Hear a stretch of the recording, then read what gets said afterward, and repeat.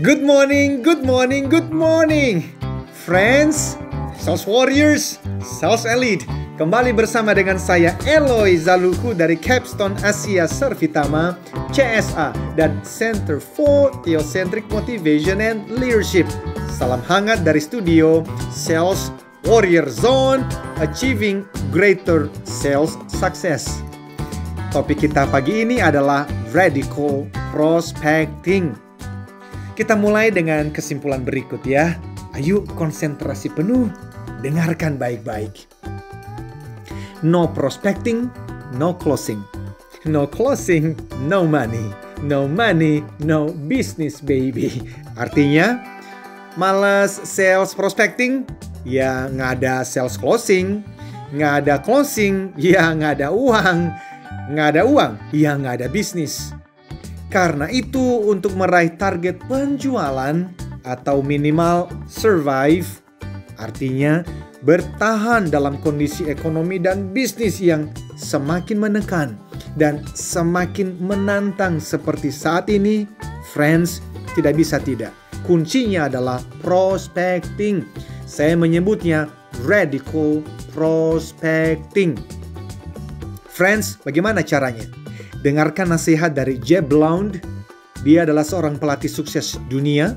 Ia mengatakan, the more you prospect, the luckier you get. Ini bagus sekali.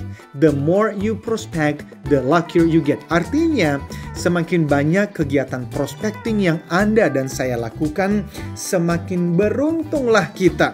Loh, kok bisa semakin beruntung? Karena selling is still and always be a numbers game. Maksudnya apa tuh? Begini ya teman-teman, semakin banyak calon konsumen yang Anda dan saya hubungin, baik itu melalui WhatsApp, ya, WA, telepon, email, virtual meeting, dan nantinya face to face, canvassing, pameran, door to door. Semakin banyak calon konsumen yang kita hubungin, kita bangun relasi, semakin banyak kemungkinan kita, ya, Anda dan saya memperoleh pembeli dan kita melampaui target penjualan. Friends, Sales Warriors, Sales Elite, saya akan akhiri podcast kita hari ini dengan kisah seorang salesperson yang namanya, kita berikan namanya Marlon. Mohon maaf kalau ada di antara sahabat yang namanya sama ya. Tidak ada maksud yang tidak baik.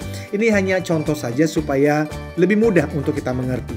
By the way, dalam kisah ini teman-teman berperan sebagai sales coach ya, sales coach.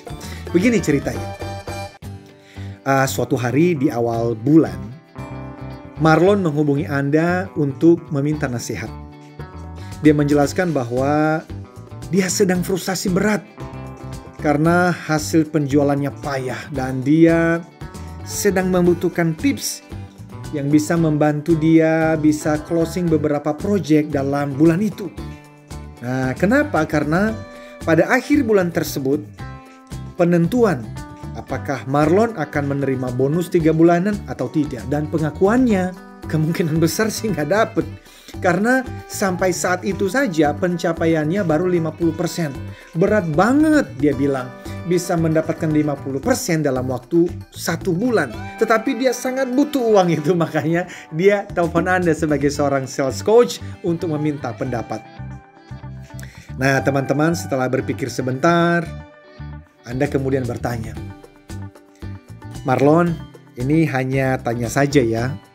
Apakah selama 2 bulan terakhir kamu menelpon atau menghubungi prospek atau calon konsumen yang sama terus-menerus? Maksud saya, apakah prospek itu adalah perusahaan atau orang-orang yang Anda sebenarnya sudah hubungin berulang kali sebelumnya dan berusaha closing tapi ya belum closing aja? Tebak apa jawabannya? Dia bilang, ya betul, saya menghubungi orang-orang yang sama, perusahaan yang sama, dan mereka belum mau beli. Saya sudah berusaha sih, tetapi terus ditolak tuh. Makanya nih saya telepon. Siapa tahu Anda memiliki beberapa teknik closing yang bisa saya gunakan agar bisa capai target di akhir bulan ini. Please help me. Ini situasi genting nih, katanya. Teman-teman, Anda sebagai seorang sales coach yang hebat, Anda justru bertanya kembali, Marlon, ayo ingat-ingat 2 bulan lalu, kemudian bulan lalu, berapa rajin sih Anda dalam melakukan aktivitas penjualan? Ya, betul. Prospecting, Marlon, prospecting. Jawabannya, well, 2 bulan terakhir kan bisnis lesu katanya. Sepi, kondisi ekonomi ya masih krisis. Mana ada sih orang yang mau beli? Jadi ya selama 2 bulan terakhir saya lebih banyak ikut webinar aja sih. Tapi memang nggak melakukan prospecting. Ya, bulan-bulan terakhir kan masa-masa orang pada merasa kesulitan keuangan tuh. Mana enak sih ya. Nanti dipikir kita nggak berperasaan lagi kalau kita ya masa nawarin produk di saat orang sedang kesusahan. Anda berpikir sebentar lalu Anda berkata, oh, jadi maksudmu seperti biasa kamu tidak melakukan prospecting ya, Marlon? Dia tarik nafas kemudian terdiam sebentar. Teman-teman, Marlon bukan orang bodoh. Dia tahu arah pertanyaan itu dan akhirnya dia mengakui, well, betul. Seperti biasa saya tidak melakukan prospecting. Lalu terdengar sepertinya dia kesal pada diri sendiri. Dia pamit dan mengakhiri sambungan telepon itu. Friends, sales warriors, sales elite. Apa sih yang terjadi dalam percakapan tadi? Yes, betul. Marlon did not have a closing problem. He had a prospecting problem. Saya ulang ya. Marlon did not have a closing problem. He had a prospecting problem. Maksudnya apa? Begini loh. Masalah Marlon itu bukan teknik closing, bukan. Masalahnya adalah urusan prospecting. Dia itu malas prospecting. Jadi jelas, tidak usah bicara mengenai closing. Why? Karena no prospecting, no closing. No closing, no money. No money, no business, baby. Mau ikut? Ayo. Ulang. No prospecting, no closing. No closing, no money. No money, no business, baby. Jadi solusinya apa? Friends, sebagai penutup, Anda dan saya tidak dapat berharap untuk melakukan prospecting dalam 1 hari lalu mengharapkan keajaiban terjadi. Lalu closing. No, come on. Dibutuhkan komitmen dan disiplin yang konsisten dari waktu ke waktu setiap hari. No day without prospecting. Itulah radical prospecting. No day without prospecting. Tidak ada hari tanpa prospecting. Jadi, ayo friends, langsung setelah mendengar podcast ini tanpa menunda, langsung kepada 3 orang yang nama dan nomor kontaknya ada di HP Anda, kirim WA atau telepon. Say hi, tanya kabar, ya, tanya kesehatannya, tanya bisnisnya, and then wish them the best.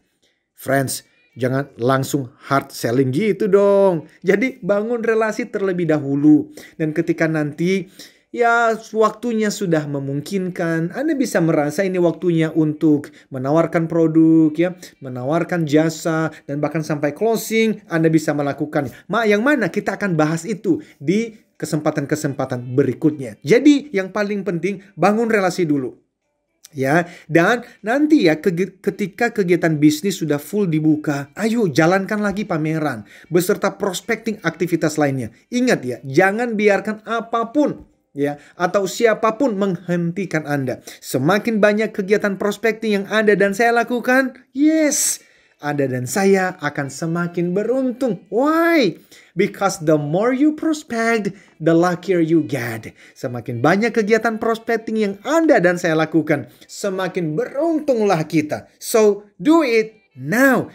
Ingin mendapatkan inspirasi lainnya? Follow dan ikuti live Instagram di Eloy Zaluhu. ELOY ZALUKHU.